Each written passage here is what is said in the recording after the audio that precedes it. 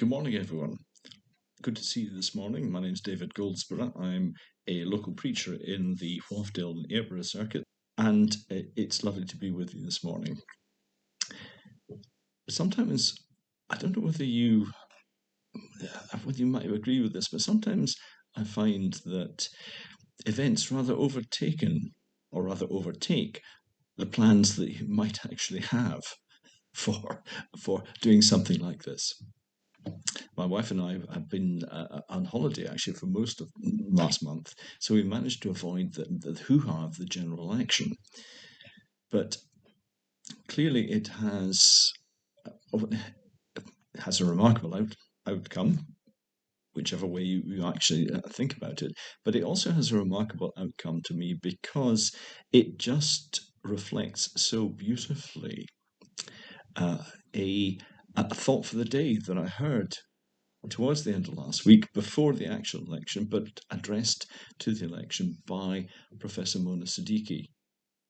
Now, many of you may well know of Professor Siddiqui, who is an academic, a Muslim scholar, who is a professor at the University of Edinburgh, which is my alma mater. So perhaps that's something why I have a great deal of respect for what she says on Thought for the Day.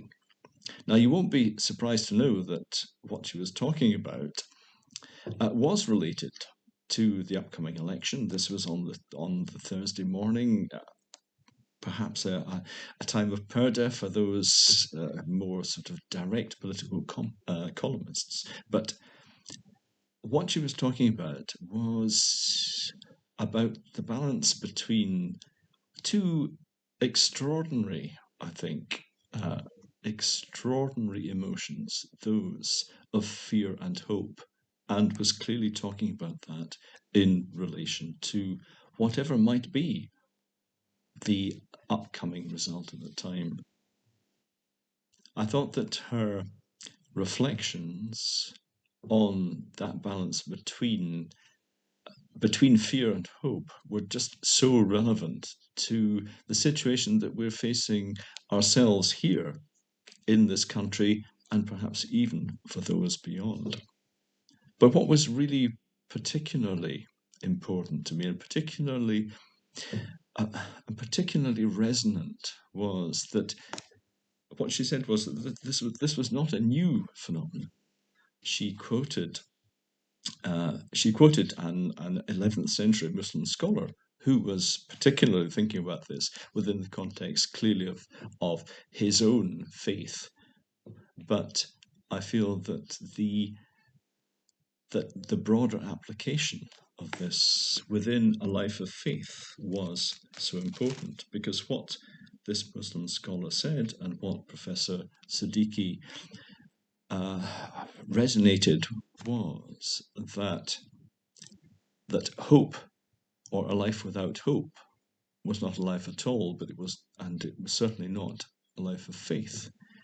But what he said, and what I think we could resonate with, was that hope is not something you can actually have unless it is founded on love. And perhaps just one or two verses from a passage from John's Gospel that I find myself reflecting on within this context. So in John chapter 15, when John quotes Jesus as saying, "I have called you friends, for everything that I learned from my Father I've made known to you. You did not choose me, but I chose you and appointed you so that you might go and bear fruit that will last, and so that whatever you ask in my name, the Father will give you. This is my command, love each other." That Muslim scholar said that without hope there is no future, without love there is no hope. Perhaps is aftermath the right word, or whatever happened last week within our country here and elsewhere, we might just reflect on that. Without hope, there is no future. Without love, there is no hope. Blessings to you all. Thank you.